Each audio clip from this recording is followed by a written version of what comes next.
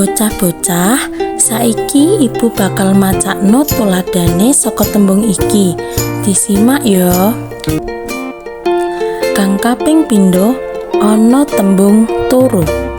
Yen basa Indonesia tuladane, saya sedang tidur di villa daerah Batu bersama keluarga. Yen basa Ngoko, Rina turu ing kelas nalika pelajaran basa Jawa.